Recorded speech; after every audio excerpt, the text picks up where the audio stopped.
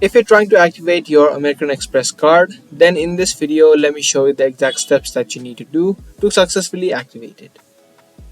This video is going to be short and easy, so let's get right into it without any further ado. To activate your American Express card, you need to first visit the website. So search for americanexpress.com on your web browser. Once you search for this, it's going to take you to the website of it.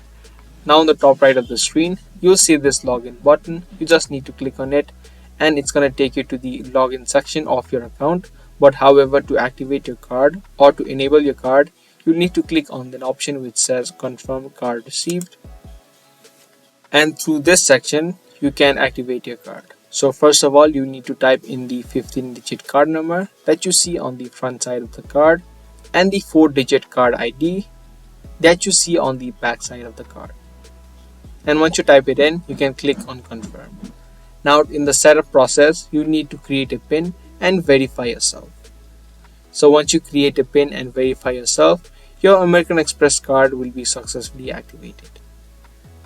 And there you go, within a few steps, you can successfully activate your American Express card.